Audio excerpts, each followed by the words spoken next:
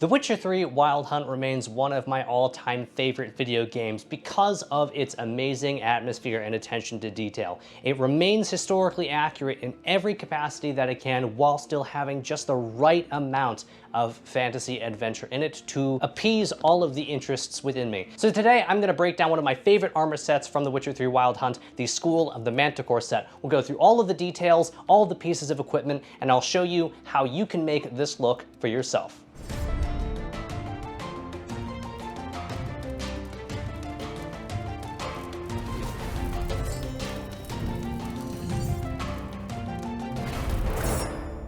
Greetings, adventurer, my name is Kramer, and while the Ursine armor is a fan favorite among fans of the Witcher 3 Wild Hunt, Ursine means bear, by the way, I wanted to explore what a more book-accurate style of Geralt would be. If you've read the books, Geralt is described essentially as wearing a leather jacket. He kind of looks like a biker or a punk rocker. He's wearing a leather jacket, he's got a sword, he's wearing no armor aside from that, and he's got a headband on. And while I'm not attempting to cosplay as Geralt specifically with this, I did a lot of research into looking at pictures of the armor set, looking at the stats of the armor set from the games in order to figure out what the School of the Manticore Witchers might have actually been like, how effective would their armor be at doing the things that they probably would have done. And I've tried to mirror the armor set as seen in the game as closely as I am able to right now. And in my part 2 video releasing later next week, I will go over all of the things that I think work, how this kit might be used, who it might be for, and what I would change about it, if anything. And if perhaps you like what you see and you want to copy this as closely as you can, there will be links down in the description. They are not affiliate. They're just things that I found that will mirror this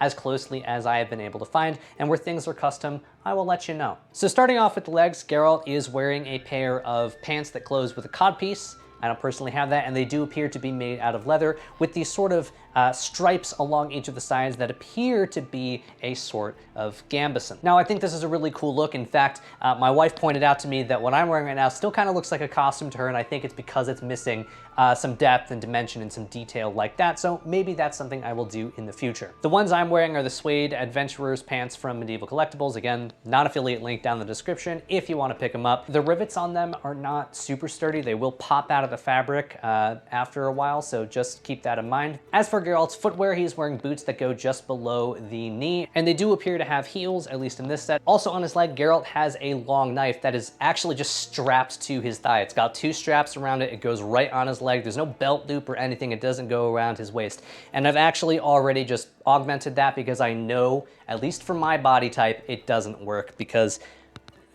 the way the thigh is situated, it's thicker at the top and it's thinner at the bottom. So if you try to just strap something to that, it immediately wants to slide down if it has any weight. Even when you're talking about firearms, if you have a drop holster, it is attached to your waist. It's not just wrapped around your leg. And if you have them too low like that, it's very awkward. It bangs all over the place. It's just much easier to control the weapon when it's attached to your hip like this. So maybe I would do a thigh strap here, but I still have it attached to my belt.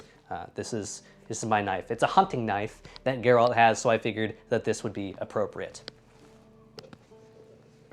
The belt that I'm using here is actually a more modern looking belt, and that's simply because on Geralt's kit, he's actually using a belt that has 2 prongs. This is the only 2-pronged belt that I have, so I decided to go with that. Next up, he is wearing just a white shirt. There is a white shirt in the game. It appears to be made out of linen. Very simple enough. I happen to be wearing a white Henley, and I have chosen my dirtiest one because as a monster hunter, probably not too worried about cleaning clothes. Next, Geralt is wearing a sleeveless leather doublet. Now his does have a lot of stitching on the top. It almost looks like a padded leather gambeson style thing up over his shoulders, and he does appear to have this circle of leather in the center. I didn't want to modify this to do that, so I didn't. This is one of the Musketeer doublets from Bergschneider. I think it's called the Quentin, and it only comes in this color, and it's been discontinued. So you cannot get this one, unfortunately. But that's okay because I found a lot of alternatives from other manufacturers on Medieval Collectibles. Again, I won't get any money from this. This is just to help you out. And I do want to mention for these alternatives, I don't have any experience with them. They just look like they will be the right thing.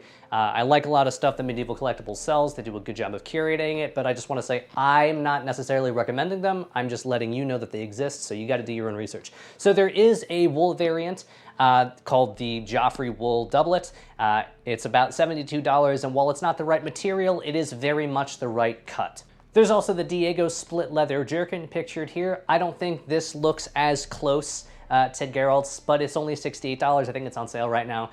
So it might be all right if you were looking for more of a universal piece that you could use with multiple looks. I also found the Tilly leather doublet on Medieval Collectibles, and that looks pretty similar to this. It's got buttons. It's not suede. It's just regular leather. But in terms of School of the Manticore, it has more or less the right look. It could probably be modified. The problem is that it is pushing close to $200, coming in at $187.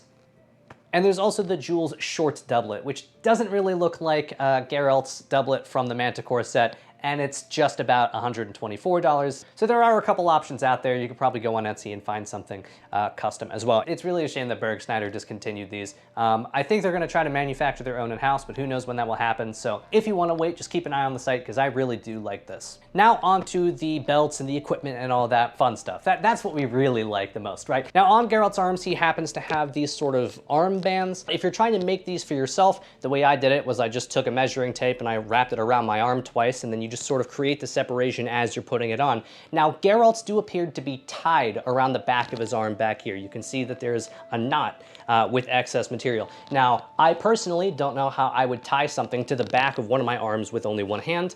Maybe that's a skill that only Witchers have, and I don't have that skill. So I decided to go with buckles. They were pretty easy to make. But as it stands, they actually don't go anywhere. When you put them far up on your arm, at least part of the strap is resting on the top of your bicep, and that is gonna help keep it from sliding down your arm. I just got a sheet of thin, very leather from my local craft store. I had Michael's, you might have something else near you. And then I cut two about 3/4 inch wide strips that were at the length I needed to go around my arms, attached a buckle to them. They're very simple to do. Now, if you didn't want to go through the trouble of making them out of leather, I don't think it's entirely necessary. Black fabric, I think, would work. It would probably be easier to tie as well. You might even be able to do like a slip knot, so you don't have to retie the knot every time, and you can just tuck in the tail.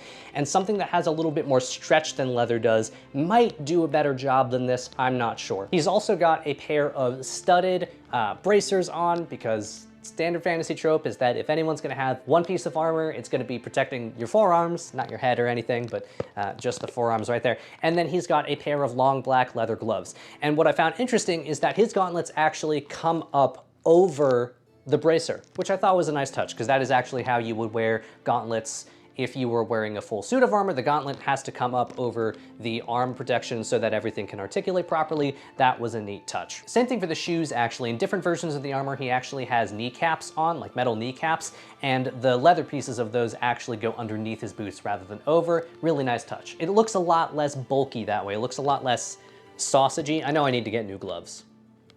And Geralt also has two straps, one over each shoulder that go across his chest and across his back. And that's different from, I think, every other set in the game. It's been a while since I played. I gotta replay it now. And I think this is because that the Manticore School set, which was introduced in the Blood and Wine DLC for The Witcher 3, is actually the basic set that Geralt wears in the very first game. And in the first game where Geralt is introduced, wearing essentially this, he actually has one sword on each side of his back rather than both of them slung over his right shoulder like we see in the later games. So I think this cross is actually a holdover from that design. It was probably meant to hold one sword on each side. In The Witcher 3, it doesn't do that, and I was sort of wondering why have the cross if that wasn't the case. Yes, it sort of fits the right look, but does it actually serve a purpose? Well, in this case, he actually has a lot of his equipment attached to the second one, whereas the sword is attached to the one over his right shoulder. So on the left, he has one pouch down here, somewhere around his, either underneath his arm or just underneath his rib cage right here. I guess it's on my rib cage, not underneath it. And he also has his potion vials on the left side. The baldric I'm wearing is one of my own design. I made it myself out of leather. If you don't want to do that, then there are baldrics available on the internet. But if you did want to make this specific one, at some point in the near future, I actually want to figure out how to get this into a patterned PDF document, and I will put it on my website, livinganachronism.com, link in the description.